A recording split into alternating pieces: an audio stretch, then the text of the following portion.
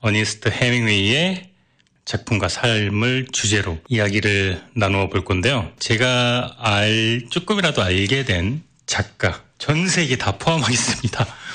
탑3 안에 들어갈 정도로 아주 독특한 삶과 인생과 죽음을 맞이하신 분인데, 노벨상 수상자이죠. 우리 모두가 알다시피 노벨상을 수상을 했고, 아주 참 많은 일들이 있어요. 우선 이거 네, 결혼을 4번 했습니다.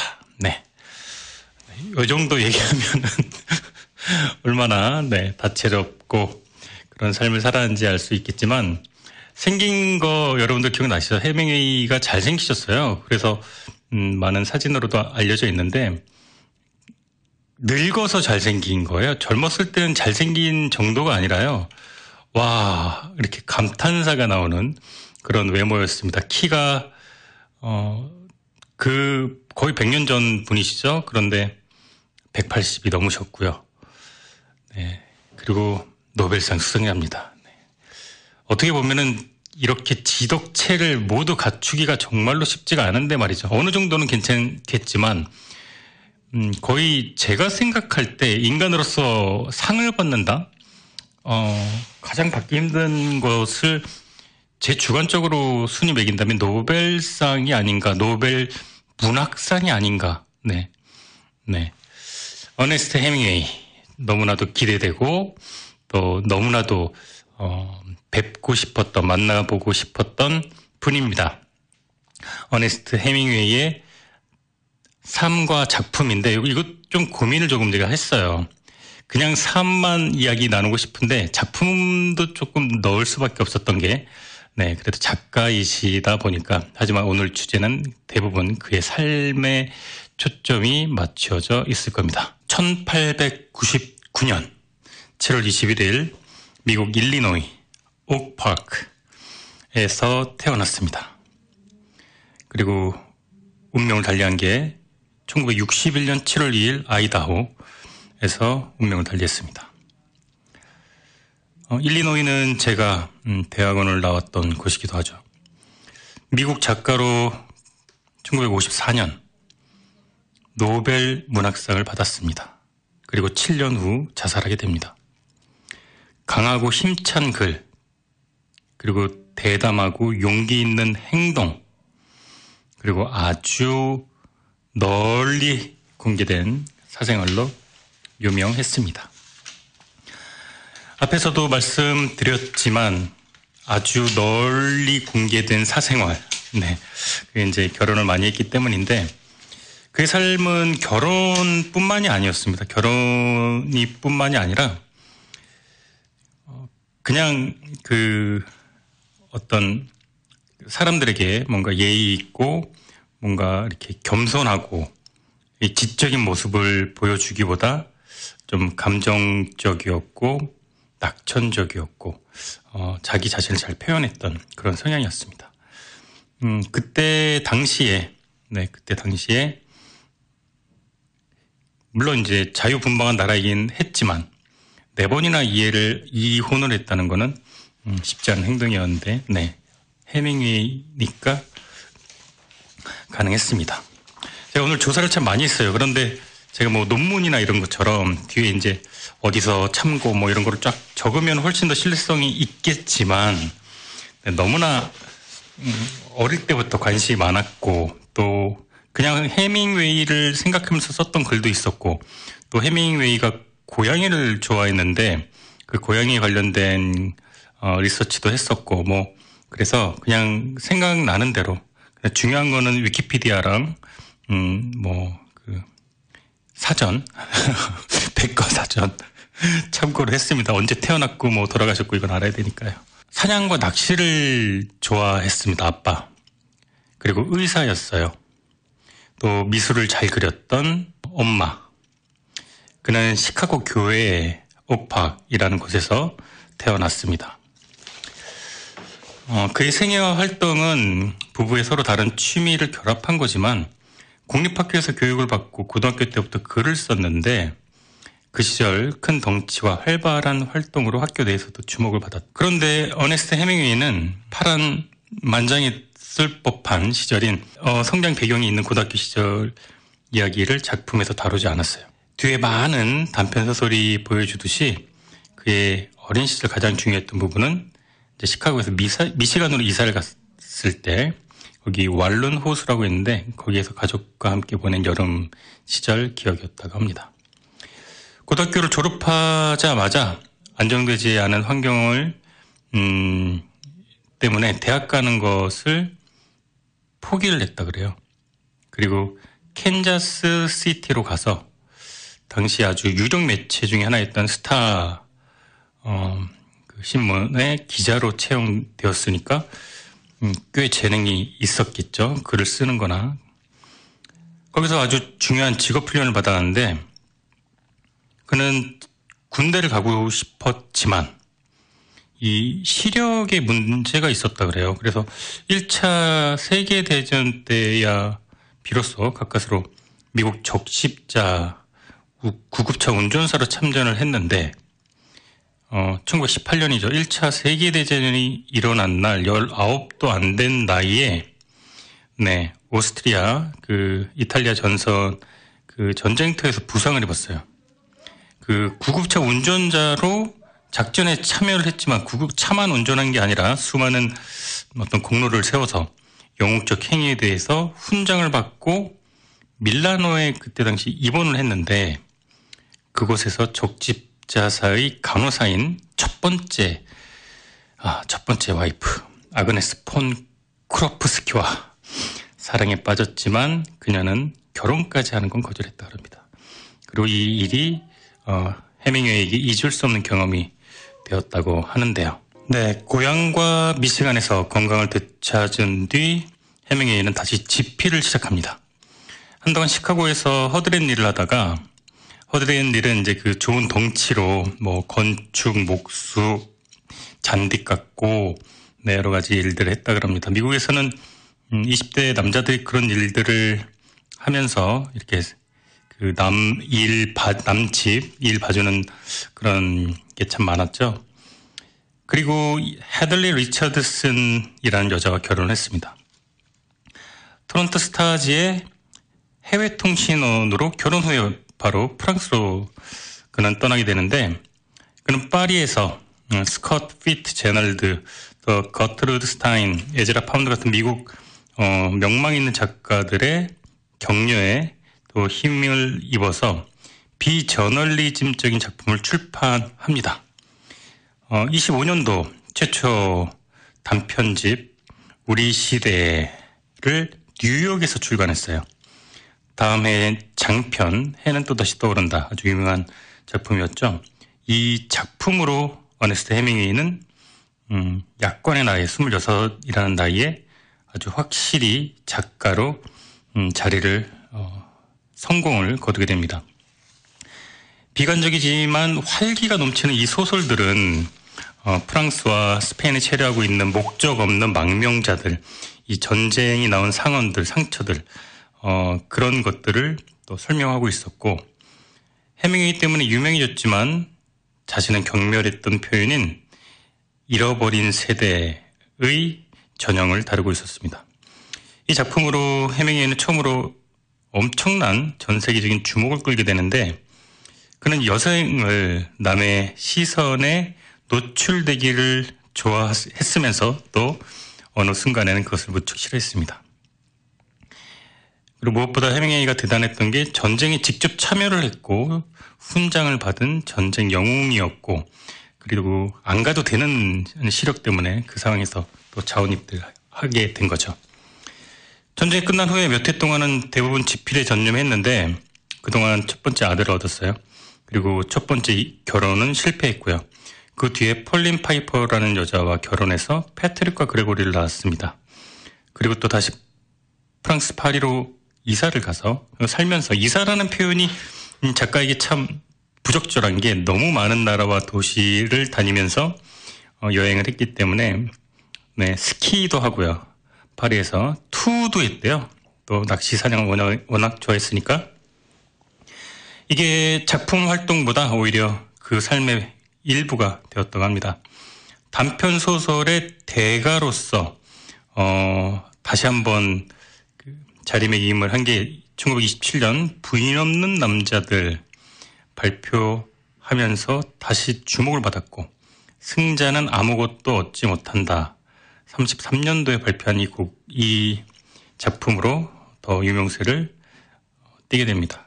하지만 공적으로는 무교자리거라 장편이죠. 이 작품이 지금까지도 90년 전이군요. 높이 평론가들에게 회자되는 책입니다. 저도 이 책을 읽어봤는데 중학교 시절 읽었는데 제가 읽기에는 조금 너무 어려웠던 부분도 있었고, 어려웠다는 게 이렇게 난해하고 철학적이었다라는 것보다도 어린 시절, 중학교 시절, 고등학교 때도 읽었었고 중학교 때도 읽었었던 것 같은데, 그때 지금 기억나는 소설이 안정효 씨의 하얀 전쟁이 맞나 모르겠네요. 하얀 어떤 이 들어갔었는데 하얀 전쟁 맞는 것 같은데, 그 책에서 나오는 얘기가 더 현실감이 있었고, 아무래도 이제 세계대전까지는 중학생이 감정의 폭으로 넘나들기는 쉽지 않았다, 이런 생각이 듭니다. 젊은 시절 이탈리아에서 군인으로 보낸 경험을 연애 이야기와 전쟁 이야기를 융합해서 설득력 있고 또 설득하고 또 서정적인 소설로 참 잘 어울리죠. 용감한 군인이었고 또 연애를 무척 좋아하는 상남자였고 또 직접 부상을 겪은 섬뜩한 기억이 있었고 작가로서 또 서정적인 글을 쓸 수 있는 능력이 있었으니 이 조합이 참 잘 맞아 떨어졌던 것 같습니다. 많은 비평가들은 해밍웨이의 훌륭한 소설이 이 무렵에 모두 쓰여졌다고 주장을 하는데, 이런 평가는 너무 가혹합니다. 왜냐하면 그 이후에 노벨상을 받았으니까요. 하지만 이 20대 후반, 30대 초반 이때부터 세계적인 유명한 작가 배열에 올라가면서 예전보다 이제 다독, 그 다음에 이제 다수의 책들을 집필하던 패턴이 조금 줄어든 것도 사실이었고, 많은 사람들이 아시는 것처럼 그는 사냥과 낚시의 시간을 조금 덜 소비했다면 더 많은 작품을 남겼을 거라고 고백을 하기도 했는데, 어떻게 생각하면은 사냥과 낚시 덕분에 이런 남성적인 문체와 또 이 과감한 필력이 또 생긴 건 아닌가, 이런 생각도 듭니다. 많은 모험을 기초로 책을 썼지만 문학적인 경험을 위해서라도 그런 모험을 참 즐겨 했다고 합니다. 스페인에 대한 사랑과 투사에 대한 열정은 오후의 죽음이라는 1932년도 장품을 썼는데, 이건 그가 투를 스포츠라기보다는 비극적인 의식을 갖고 그 구경거리에 앞서 더 진지하게 그 투사와 그 황소의 이야기를 아주 깊게 논의해서 연구해서 쓴 글이었죠. 또 마찬가지로 아프리카 사냥여행은 아프리카의 푸른 산들이라는 작품을 만들었는데, 이것도 큰 짐승을 잡는 사냥에 대한 이야기이기는 한데 또 더 깊은 성찰이 있습니다. 또 낚시를 위해 플로리다의 키웨스트에 집을 샀는데, 또 쿠바 만류에서는 큰 녹새치를 잡는 것에 이끌려서 자기 소유 낚싯배도 구입했습니다. 또 37년에 쓴 소설 가진 자와 없는 자는 이 경제 불황기에 있는 키웨스트라는 별장에서 그가 보낼 때의 일이 근거가 됩니다. 자, 해밍웨이의 어떤 삶과 문화 그리고 취미와 작품 활동이 정확하게 1대1로 매치되는 아주 흥미로운 이야기였습니다. 노래 듣고 돌아오겠습니다. 해밍웨이가 스페인에 있을 때 내전이 한창 벌어지고 있었습니다. 스페인을 사랑하고 있었던 해밍웨이는 4번이나 그곳을 여행했고 또 한 번은 직업적으로도 방문했는데요. 프랑코 장군의 반란에 맞아서 공화제를 지지하는 사람들을 위해 돈을 모으기도 했고, 포위된 마조리들을 배경으로 한 희곡 제5열을 38년도에 집필하기도 했습니다. 많은 저자에서처럼 이 희곡의 주인공도 본인, 또 애인은 본인이 사랑하는 여자 메르타 게런을 기초로 하고 있었는데, 해밍웨이는 그 전처와 이혼이 확정되고 나서 그녀와 결혼을 했습니다. 스페인 내전을 마지막으로 방문한 뒤에 그는 쿠바의 어바나 교회에 그리 넓지 않은 농장, 전망 놓은 농장을 구입을 했고 아내와 함께 또 다른 전쟁, 일본의 중국 침략을 취재하러 떠납니다. 대단한 열정이죠. 전쟁과 평화 기간에 스페인에서 다양한 경험을 바탕으로 누구를 위하여 죽은 울리나가 그때 1940년도 집필을 했습니다. 이 누구를 위하여 죽은 울리나 저 역시도 이 책을 읽었는데 사실 저는 노인과 바다를 제외하고 해밍웨이 책이 이렇게 뭔가 감정적으로 막 이렇게 왔던 적은 많이 없었습니다. 그런데 제가 어린 시절 읽었던 느낌에서도 흥행성은 있지 않았나 이런 너무 어릴 때라서 기억이 좀 들기도 하네요. 마찬가지로 이 누구를 위하여 죽은 울리나 이 책은 판매 부수면에서 해밍웨이 책 중에 가장 성공한 책 중 하나가 되었고요. 현실적이고 인상적인 이 작품은 스페인 내전에 참가한 본인 이야기가 나왔습니다. 해밍웨이는 전생에 걸쳐서 전쟁에서는 전쟁의 무의함, 또 전쟁이 만들어내는 그 전우와 동지에 초점을 많이 맞췄습니다. 그리고 또 2차 세계대전에 역시 참여를 했고요. 또 남의 나라 내전까지 참여하게 된다는 거는 네, 대단하죠. 또 쿠바에 가서는 독일 스파이들의 또 그 쿠바 해변 잠수함 조사하려는 목적을 가지고 비공식 스파이 활동도 한 것으로 기록이 되어 있습니다. 또 그 정보활동기구인 크록 팩토리를 설립해서 정부 승인을 받아서 유보트를 유인하는 장비를 갖추어 그 유보트를 파기할 수 있는 이 말만 들어도 이게 말이 되나? 유보트 여러분들 전쟁 영화 좋아하시는 분들 많이 계실 거예요. 유보트는 최초인지는 제가 정확하게 모르겠습니다. 잠수함과 관련된 아주 명예로운 기억들을 가지고 있는 잠수함이기도 하고 이 중요한 이 전쟁과 어떤 스파이 활동에서 단기적인 성과는 거두지 못했지만 궁극적으로는 저널리스트로서 작품 활동에 어마어마한 영향을 미치게 됩니다. 또 영국 공군과는 비행 임무까지 수행을 했고요. 비행기도 같이 타고요. 그 다음에 그 2차 세계대전 개시일인 1944년 6월 6일에는 미국군과 함께 영국 해협을 폭격기를 타고 건넜습니다. 말도 안 되죠, 여러분. 또 보병 4사단 22연대 소속돼서 또 노르망디 전투에도 참가를 했고요. 또 파리 해방 전투, 시민 전투 참가했고요. 기자였지만 전투에서는 용감한 군인으로 또 군사 문제에서는 게릴라, 정보 수집에서는 FBI 스파이로 네. 이런 이력이 야구계의 만화 캐릭터 쇼헤이 오타니를 말하죠. 170에 가까운 괴력의 강속구로 최고 야구 그러니까 그 투수상을 받고 또 홈런 왕까지 차지할 정도로 베이비 루스 이후에 근데 베이비 루스가 그렇게 전설적인 사람인데 많은 전문가들은 베이비 루스를 이미 뛰어넘었다 이렇게 하는 거죠. 한 사람이 훌륭한 투수가 메이저리그에서 되는 것도 뭐 1년에 몇백억을 받잖아요.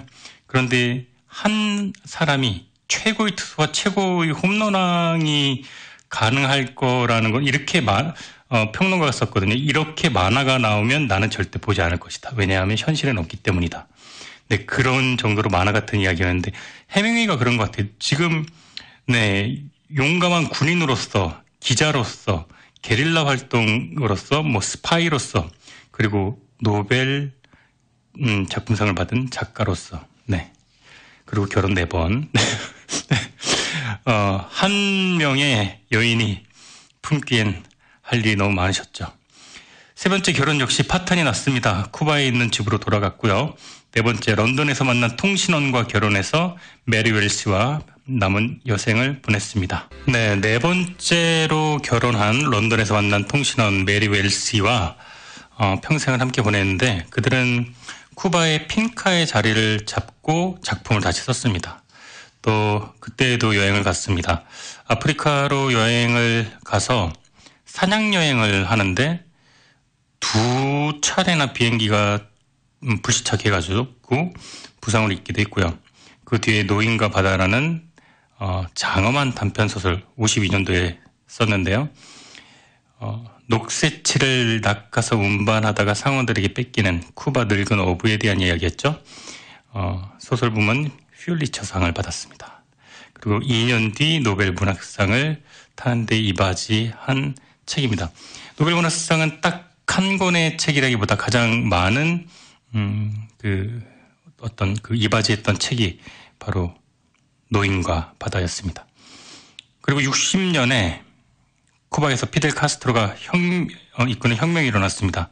그리고 해밍웨이는 쿠바에서 쫓겨나게 되고 그 후에 아이다호 케첨이라는 곳이 있는데 아이다호에 케찹이 아니라 케첨입니다. 네, 저도 여러 번 확인했는데 또 예전처럼 작품을 쓰려고 노력을 했는데 우울증에 시달리다가 미나스타로 로체스터에 가서 거기에 있는 병원에 2차례 입원해서 전기 쇼크 치료를 받았대요. 전기 쇼크 치료 받은 이틀 뒤에 엽총 자살을 하게 됩니다. 상당히 많은 원고를 남겼고 그중 일부는 후에 다시 재출간되었습니다. 파리의 견습 시절의 회고록, 해마다 날짜가 바뀌는 축제, 20대 시절의 회고록이 그의 사후에 출간되었고요. 또 쿠바 해안가에서 유보트 수색 작업에 관련된 여러 가지 증거와 그런 회상들도 출간이 되었습니다. 그는 완전히 참 어떻게 말하기도 힘들 정도로 독특한 성격을 가지고 있었는데 재치 있고 쾌활하고 성미가 급하고 호탕하고 이기적이고 개방적이고 자기중심적이었습니다. 쾌락을 추구하고 때로는 굉장히 헌신적이었고 삶을 사랑하면서도 자기가 고백을 했듯이 강박관념에 사로잡혀 있었다고 합니다. 또 타고난 스페이스맨이었고 닥치는 대로 책을 읽는 다독가였다고 해요. 또 술을 많이 마시고도 아침 일찍 일어났고 관습에 얽매이지 않는 복잡한 생활을 했고 유능하면서 돈을 아주 잘 벌면서도 늘 손해를 입었다 그래요. 결국 무자비하게 자기 자신을 버린 용기의 화신 그 자체가 책에서 나왔던 그 자체였습니다. 20세기 미국 작가들 중에 이 어네스트 해밍웨이의 명성을 뛰어넘은 작가는 딱히 기록되지 않는다라고 사람들이 할 정도였죠. 커다란 짐승의 사냥, 그다음에 생명을 오가는 전투, 그 경험을 육체적 감각을 그대로 재생하려고 한 작품의 힘찬 남성적 필체. 사실 그 뒤에 있는 섬세하고 서정적인 감수성. 해밍웨이가 중년에 이르기 훨씬 전에 20대 중후반에 이미 세계적으로 엄청난 성공을 얻었는데 그 후로 30몇 년을 더 살면서 그 성공을 뛰어넘는 훌륭하고 압도적인 작품들을 그는 많이 만들어내고 61년도에 엽총으로 자살을 하게 됩니다. 네, 다음 이야기는 우리 내 인생의 명작 두 번째 2부에서 여러분들과 함께 나누도록 하겠습니다. 어네스트 해밍웨이의 소설 노인과 바다의 실제 모델로 오랜 기간 그의 낚시 친구였던 그레고리 푸엔테스옹이 104세로 돌아가셨는데요. 이 푸엔티스는 30년 동안 해밍웨이를 위해 배를 저어주고 또 요리를 해주고 이런 낚시 친구가 됐는데 많은 사람들이 노벨상 수상작인 노인과 바다의 주인공은 푸엔토스로부터 영감을 얻었던 것으로 평가를 합니다. 이 확실히 요즘 이제 저도 다른 사람들과 대화하면서 느끼는 건데 이렇게 한없이 착한 분들 계시잖아요. 그런 또 그 분들에는 또 성격이 강한 분들이 있는 것 같아요. 또 성격이 이렇게 또 센 분들은 아주 또 유순한 분들과 또 합이 맞고요. 그의 손자 라파엘은 할아버지는 늘 거처하시던 자택에서 타계했고 당일 오후 장례가 치러졌다. 푸엔테스 옹의 손자도 50이네요. 1897년도에 태어났어요. 그런데 해밍웨이보다 무려 40년을 더 살았네요. 네, 2살 차이인데. 해밍웨이는 프렌티스를 1928년 처음 만났고 1930년대에 월 250달러의 보트 관리인으로 고용했다 그래요. 그리고 무려 30년 동안 그는 프렌티스의 코히미르 집에서 머물렀는데, 프렌티스는 그 후에 해밍웨이 그 어바나 샴페인이 있는 그 일리노이네요. 저택을 상속받았는데 이 저택을 쿠바 정부에 헌납했다 그럽니다. 프렌티스는 이제 조카인 돌로레스 조카가 아니라 아주 먼 조카뻘이라 그래요. 네. 70년 동안 같이 살았다 그럽니다. 왜 해밍웨이와 친구가 되는지 알 것 같네요. 원래 이렇게 이제 에너지가 바깥으로 막 해밍웨이처럼 나가는 분들은, 그러니까 뭔가 침착한 성격의 좀 이렇게 사력 있고 온순한 이런 프렌티스 같은 분들을 만나서 이 음과 양이 좀 맞아 떨어진다 그럴까요? 네. 그래서 70년을 해로했고, 이 프렌티스 옹은 딸 4명 중 2명과는 마지막까지 같이 있었다고 합니다. 7명의 손자와 8명의 증손을 두었고요. 노인과 바다의 실제 주인공이라고 했던 프렌티스 옹에 관련된 이야기였습니다. 세계 1차 대전 이후에 기존의 모든 가치를 잃어버렸다는 상실감, 그래서 미국 작가들을 그때 세계 1차 대전 이후에 이렇게 얘기했다 그래요. 러스트 제너레이션, 잃어버린 세대라고요. 신념의 상실, 절망, 환멸. 전쟁 이후의 그 삶이 얼마나 전쟁도 지옥이지만 전쟁 이후가 더 지옥이죠. 피치 제럴드라는 작가들이 여기에 속합니다. 브리테니커 백과사전에 의하면 1차 세계대전 이후 세대를 의미한다고 나오기는 하는데, 더 디테일하게 들어가면 1920년대 문학적 명성을 얻은 미국 작가, 조금 더 디테일하게 가면 거트루스 스타인이 어네스트 해밍웨이에게 당신들은 모두 길을 잃은 세대요. 네, 이 말 함으로써 시작된다고 합니다. 그리고 또 해밍웨이는 이 용어를 해는 또다시 떠오른다라는 책 시작 인용문으로 사용하기도 했습니다. 멋있죠? 이 작품에서 전쟁이 끝난 후 환멸 속에서 술에 쩔어서 방황하는 파리의 젊은 국외 이주자들의 면모가 포착되는데, 물론 절망적이었고 편협했고 물질주의가 다시 쩌들었고 정서적으로 황폐해 보였던 미국이라는 나라에서 길을 잃은 전후 세대. 네, 해밍웨이를 비롯한 많은 유명 작가들이 이 1차 세계대전 이후에 작품 활동을 했던 작가들로 평가를 받습니다. 문학의 한 동질감은 볼 수 없었지만 이들은 파리를 문학 활동의 중심지로 많이 삼았다는 공통된 분모는 있다고 전해지는데요. 참 그때 당시에 이 미국과 파리, 스페인, 쿠바를 자유자재로 왕래할 수 있었다는 게 어떻게 보면은 우리나라 그때 당시 젊은 작가들 떠오르면은 좀 부럽기도 하고 그러는데요. 제가 재작년에도 뭐 김유정, 봄봄이라든가 한국의 젊은 시절 요절한 작가들의 작품들을 여러 했었는데, 뭔가 스케일이 좀 아쉽다라는 생각이 듭니다. 이런 훌륭한 작가들, 우리 김유정 작가, 김동인 작가, 이런 작가들을 이렇게 더 큰 무대에서 우리가 보낼 수 있었다면 더 엄청난 작품들이 나오지 않았을까. 이 젊은 한국의 작가들이 요절했던 61세 엽총 자살로 요절했던 어네스트 해밍웨이 정도로만 살 수 있었다면 수백 편의 명작들이 더 나오지 않았을까. 뭐 그런 생각도 해보게 됩니다. 또 해밍웨이 이야기를 하다 보니까 여러 가지 생각이 듭니다.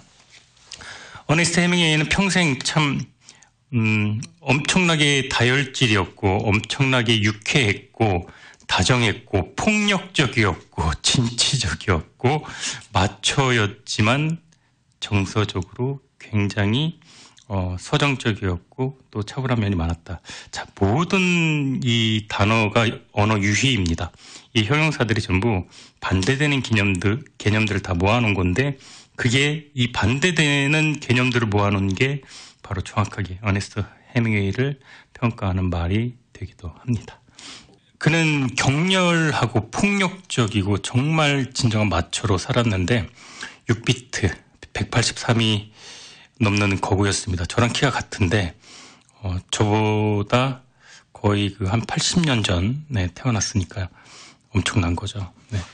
1800년도생이에요. 네. 1800년도에 태어난 사람이 180이 넘었어요.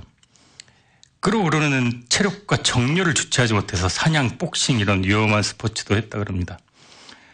또 43년 소설 누구를 위하여 종은 울리나 이 영화가 영화되었는데 시사회에서 영화 수준이 너무 불만이라며 감독을 주먹으로 패서 코뼈를 부러뜨렸다는 일화가 전해집니다. 네. 거의 어떻게 보면 한국 단성사 이런 데서 힘을 과시하던 김도환이를 보는 듯한. 근데 김도환이 국회의원도 했잖아요. 근데 그 정도까지는 파키아에도 국회의원 했으니까요.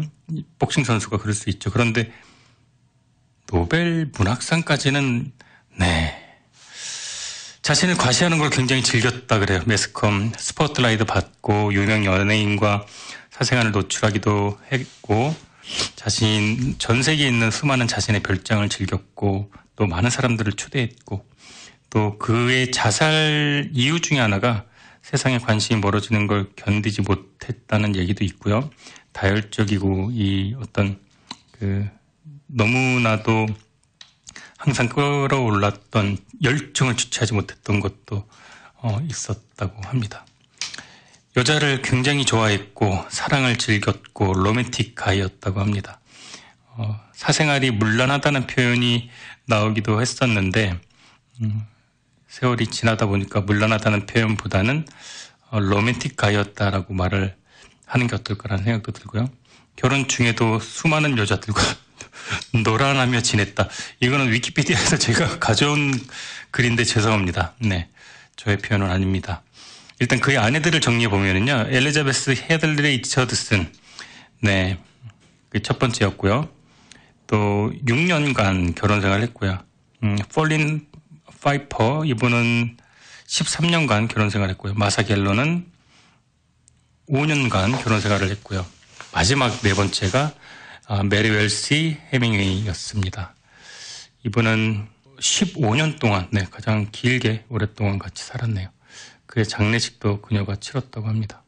마지막 결혼 이전의 3명은 해밍웨이의 주체할 수 없는 막장 행보에 정말로 혀를 내두르며 떠났다고 하고요. 마지막 아내인 메리 웰시 해밍웨이는 15년간 살면서 금술이 참 좋았다고 합니다. 어느 날 이런 사례가 있었는데요. 이야기를 좀 해드릴게요. 그가 스페인 내전에서 반 프랑코파에 섰던 그 경력, 그리고 쿠바의 어바나에서 살았던 것과 관련해서 실제 소련의 스파이로 활동했었다는 설이 굉장히 많이 제기되기도 했었는데 확증은 없지만 또 역스파이였다. 미국의 정보원이 소련의 스파이로 가장해서 들어갔다라는 설까지 제기되었다.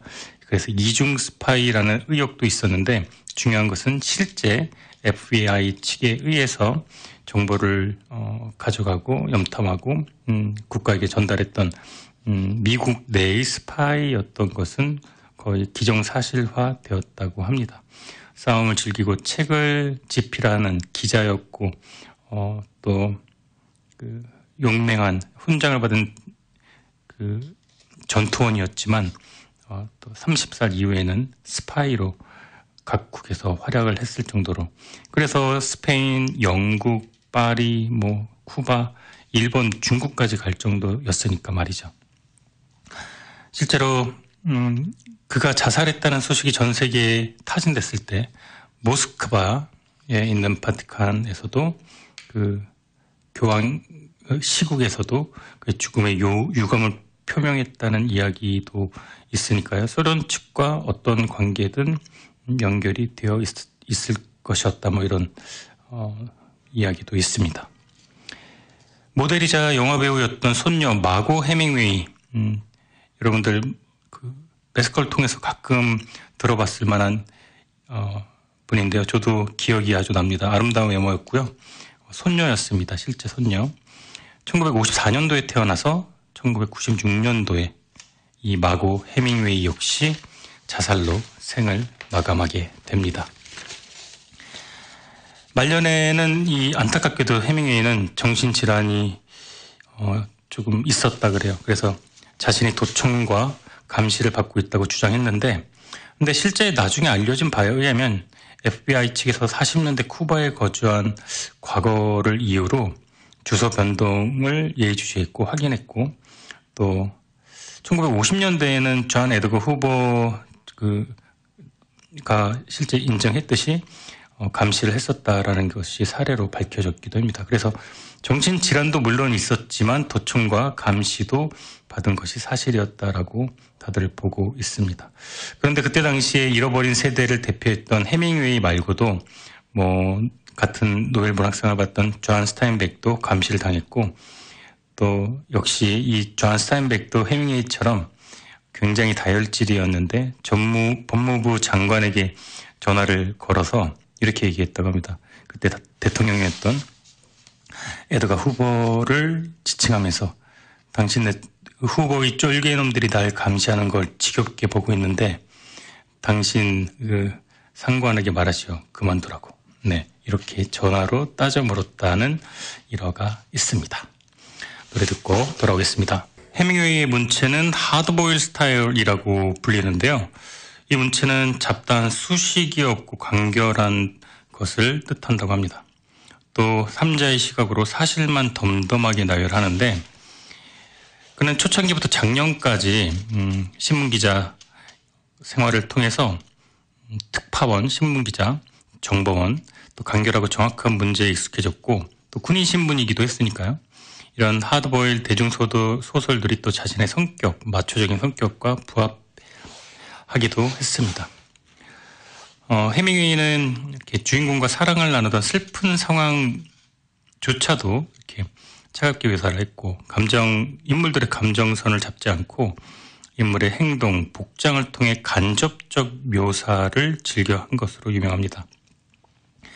해밍웨이 같은 거물급 작가, 다작을 했던 작가가 화려한 수식어구 없이 이렇게 간결하고 쉬운 문체로 작품을 썼을까 하는 의구심도 드는데요.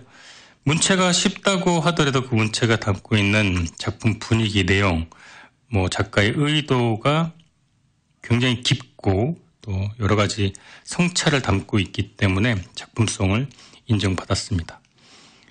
전반적으로 해밍웨이 작품에서 자주 엿보이는 것이 씹어뱉든 말하면서 깡으로 버티는 상남자 이미지, 네, 그렇게 평가할 수 있겠는데, 많은 평론가들의 말은 바로 이런 말이었습니다. 어네스트 해밍웨이가 미국 문학에 남긴 유산은 그의 문체다. 그의 문체, his style. 그러니까 하드보드 스타일. 그래서 영문학을 처음 접하는 사람들, 영어 공부해야 되겠다 이런 분들 해밍웨이 책 읽으면 쉽게 읽힐 겁니다. 정말로 난해한 책 읽다가 해밍웨이 원본을 읽으면 굉장히 뭐라 그럴까요? 한 초등학교 고학년 정도, 중학교 정도 되는 아이가 글을 쓴 듯한 그런 생각도 들고요. 내용은 물론 심오하지만은요. 오늘 방송을 위해서 해밍웨이 명언, 그다음 명문장 이거를 영어로 검색을 좀 해봤는데 정말 좋은 글들이 너무나 많았고, 또 영어적인 표현도 굉장히 깔끔하고 평이한 단어를 사용을 했습니다. 또 노인과 바다가 일부가 중고등학교의 영어 교과서에 실린 적도 있었다고 하네요. 이를 두고 퍼그너는 해밍웨이 책에서 어려운 단어는 절대로 나오지 않는다라고 했고, 해밍웨이는 어려운 단어를 써야 감동이 나오는 것은 아니다라고 말을 했습니다. 단순한 단어, 절제, 묘사로 감동을 끌어낼 수 있다라고 주장을 했습니다. 하지만 읽기 쉬운 글이 가장 쓰기 어렵다라는 다니엘 호선의 말대로 해밍웨이는 무교자리 거라 이 책 첫 부분을 최소 50번 이상 고쳐 썼다고 기록하고 있습니다. 이러한 이 문체적인 특징 때문인지 일부 평론가들은 해밍웨이의 진가는 장편이 아닌 단편에 더 발휘된다라고 했는데, 어떤 사람은 장편은 비판하고 단편에 칭찬하는 곳이 그런 분들이 있는데, 장편, 중편, 단편 다 좋습니다. 또 해밍웨이는 고양이를 무척 좋아했는데 집에 30마리 정도 고양이를 키웠다 그래요. 이들의 후손은, 고양이가 보통 한 15년 이상 사니까요. 아직도 그 아들, 손자, 며느리, 증손자들이 같은 그 사후 기념관이 된 생가에서 여전히 거주하고 있다 그래요. 생전에 기른 고양이 중에 다지증 고양이가 있는데, 그래서 다지증 고양이를 해밍웨이 고양이라고 말을 하기도 하는데요. 여기서 다지증이라는 것은요, 고양이 발가락이 총 앞발, 뒷발에서 총 20개가 있잖아요. 그런데 그 20개보다 많은 발가락이 유전적으로 이렇게 태어나는 고양이들을 다지증이라고 하는데, 뭐 다지증 고양이로 태어났다고 해서 어떤 그 몸에 이상이 있거나 뭐 수명이 짧다거나 뭐 잘 못 걷는다거나 음식을 잘 못 먹는다거나 그런 건 전혀 없다 그래요. 그냥 발가락이 한두 개 더 있을 뿐. 그런데 해밍웨이가 기른 고양이 중에 그 중에 꽤 어떤 퍼센트로 다지증 고양이가 있었기 때문에 발가락이 한두 개 더 있는 고양이를 해밍웨이 고양이로 말하는 그런 것도 있었다고 합니다. 지금도 실제로 다지증 고양이 치면 해밍웨이 고양이라고 표현하는 글들이 많이 나오고, 해밍웨이 고양이는 고양이를 좋아하는 사람들 중에서는 많이 알려져 있는 사실이기도 합니다. 발가락이 한두 개 더 있는. 네, 노래 듣고 돌아올게요. 네, 해밍웨이의 마초적인 성격, 이 무모함은 전국 기자로 활동하던 1944년 2차 세계대전 때 노르망디 대전에서 유감없이 드러났는데, 노르망디 상륙작전, 그 유명한 상륙작전에 노벨 문학상 받은 사람이 왜 가죠? 네. 5월 25일 밤 등화관제 때문에 아무것도 안 보이는 상태에서 차를 몰다가 물탱크를 들이받는 사고를 내서 차에서 쓰러져서 뇌진탕이 걸렸다고 그래요. 그래갖고 병원에서 절대 안정을 취해야 되는 상황에서 병원에서 탈출을 했다고 합니다. 그리고 또 본인이 동행이 취재하는 소대가 제일 먼저 상륙해서 작전을 펼쳐야 자기 기사가 나간다면서 소대장을 몰아붙였고, 총기 소지가 불가능한 종국은 기자의 위치였는데 멋대로 총기를 휴대해서 적군을 또 여러 명 사살을 했고, 말도 안 되는 거죠. 보통 약간 B급 영화에서 등장하는 무모한 남자 주인공의 모습인데, 이게 어네스트 해밍웨이의 실화라는 증언. 가장 앞건이 이런 사연 참 재밌어서 제가 가지고 왔는데, 건물 내에서 적군의 포격을 받던 와중에 다른 사람들은 웅크려서 포격을 피해서 몸을 보호할 때 건물 내부를 수색하고 돌아다녀서 다른 사람을 아연실색하게 만들었던 사례, 증언들이 있는데, 흥미롭게도 전쟁터에 있을 때 그는 술에 쩔어서 괴팍한 성미를 나타내도 평소의 모습은 온데간데 없이 육체와 정신이 최고의 상태를 유지했고 불안해하지 않았다고 합니다. 이 이후에 이제 자살까지 이어진 여러 괴팍한 성미는 그 외상후 장애라 그러죠. 트라우마, PTSD 증세가 아니었나, 그런 생각도 해봅니다. 앞서 말씀해드린 노인과 바다라는 소설에 나오는 그 실제 주인공이었죠. 그 실제 주인공인 그 푸엔테스옹에게는 그 대가로 노벨 문학상까지 받고 엄청난 히트를 쳤기 때문에 보답이라는 의미로 $20,000를 주고, 또 아까 말씀드린 대로 본인의 살던 집까지 유산으로 넘겨주었다고 하니 확실히 부자였지만 늘 손해보는 그 성격이 나타나기도 합니다. 또 말도 안 되는 이야기와 사례와 증언들이 쏟아져서 그중에 몇 개를 더 말씀드리면, 특이한 취미 중에 하나가 술을 많이 먹고 배 타고 나가서 바다에 톰슨 기관총을 난사하는 것이라고 했는데, 그 난사하면서 2차 세계대전 때 유보트가 아니라 유보트를 잡을 때 그 아쉬움, 그게 있습니다. 가장 제가 심혈을 기울였던, 즐겁게 그 편집을 했던 부분이 바로 아기 신발이라는 부분이에요. 아기 신발이라는 부분은 참 재밌는 내용이기도 하고 정감 있는 내용이기도 한데, 해밍웨이 문체의 특징이 극명하게 드러나는 게 바로 그 6단어 소설이라고 하는데요. 친구들이 단어 6개로 나를 울릴 만한 소설을 써보라고 장난삼아서 4개를 걸었다 그래요. 그래서 즉석에서 지어냈다는 내용인데, 이 6단어에 불과하지만 이 6단어로 실제 사람들을 울리게 만들었다는데요. 이게 말이 될까요? 실제로. 네, 이 6단어는 원문 그대로 읽어드리자면, 원문 자체도 이렇게 쉬운 말로 썼어요. 이렇게 썼습니다. For sale, baby shoes, never wear 의 과거분사인 worn. 아무도 신지 않았다. 어네스트 허밍웨이. 자, for sale 2개, baby shoes 4개, never wear 6개. 네. wear는 향후에 worn이라는 과거 분사로 네, 바뀌었죠. 팝니다. 아기 신발 사용한 적 없음. 네. 조금 더 설명을 붙이자면,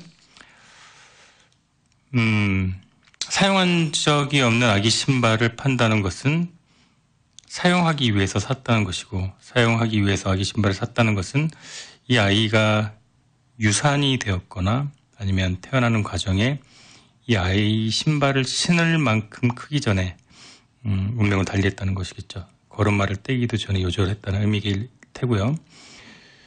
또 한 가지 더 슬픈 일은, 그것도 모자라서 이걸 팔아야 할 만큼 현재 이 부모들은 찢어지게 가난하다는 것. 이 6단어 소설, 이 해밍웨이를 나타내는 가장 천재적인 일화이기도 하고, 사실 완전한 해밍웨이 창작인지에 대해서는 근거가 조금 부족하기도 합니다. 하지만 이 위키백과에 보면은 이 일화를 91년도에 언급한 게 C. 클락이고, 이 일화가 언급된 편지 원본까지 보존되어 있기 때문에 어느 정도 진실 게임에서의 우위를 나타내고 있지 않나라는 생각도 듭니다. 자, 오늘은 어네스트 허밍웨이. 자, 우리 불세출의 소설가이자 용감한 군인이었고, 정보원이었고, 스파이였고, 낚시광이었고, 또 운동광이었고, 여성 편력의 대가였고, 자연을 너무나도 사랑했고, 호방하고 호탕하고 쾌락주의였지만 서정적이었던 한 인간, 그리고 그 열정과 넘치는 자기 안에 여러 가지 그 에너지를 다 세상에 소화하지 못하고, 다 보여주지 못하고 61살에 세상을 달리 요절을 한 어네스트 허밍웨이가 오늘 내 인생의 명작 주제였습니다. 30마리의 고양이를 키우고, 네, 이렇게 자기의 삶을 온전히 불살랐던 불세출의 작가 어네스트 해밍웨이의 이야기, 오늘 내 인생의 명작 주제였습니다.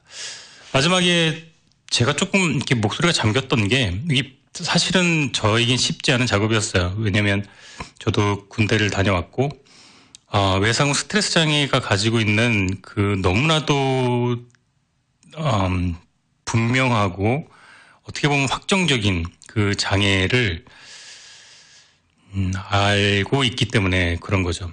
치료를 받아야 됩니다. 무조건 전쟁터에 다녀온 군인들은 평생 심리치료와 의학과 연계된 치료를 받아야 됩니다. 정말로 많은 우리 국가를 지키다가 전쟁을 경험했던 지키기 위해서 전쟁을 경험했던 병사들은 그 고통을 죽을 때까지 안고 살고 굉장히 많은 수가 자기 스스로 생을 마감하는 경우를 많은 통계가 지금 현재 2023년도에는 그 통계가 나와 있습니다. 그리고 그렇게 지금 진행되고 있고요. 우크라이나와 소련의 그 경우도 참 많은 생각이 듭니다. 영국 BBC 통계에 의하면 작년 12월부터 현재까지 러시아군 10만 명 정도가 사살당했을 거다 이렇게 얘기하는데, 만약에 그 10만 명을 죽게 만들었던 그 대상자는 어떨까요? 평생 또 다른 고통을 겪게 되겠죠. 어네스트 해밍웨이와 같이요. 전쟁에서 활약했던 것이 국가를 위함이었지만 사실 전쟁이 끝나고 나서 그것을 영원히 기억해 주는 것은 많지가 않죠. 우리 다시 순국 헌혈들에게 감사를 표하고, 어네스트 해밍웨이가 멋있는 사람이었다는 사람도 아주 쾌락을 쫓고 자기 기분 멋대로였다는 사람도 물론 있지만, 이 한 가지 팩트는 분명한 것 같습니다. 19이 미처 되지 않는 나이에 안 가도 되는 시력 때문에 안 가도 되는 군대를 자원 입대해서 1차 세계대전에 참가를 했던 미국을 지키기 위해 싸웠던 젊은 병사였고 그랬습니다. 자, 내 인생의 명작, 오늘 주제는 어네스트 해밍웨이였습니다. 자, 저는 다음 주 토요일 날 저녁 10시에 더 좋은 책과 더 좋은 음악과 함께 돌아오도록 하겠습니다. 오늘 내 인생의 명작 끝 마지막 곡은요, 검은 아름답다, 달빛 마을이 부르는 곡인데요. 오늘의 주인공 어네스트 해밍웨이와 함께 들었으면 좋겠습니다.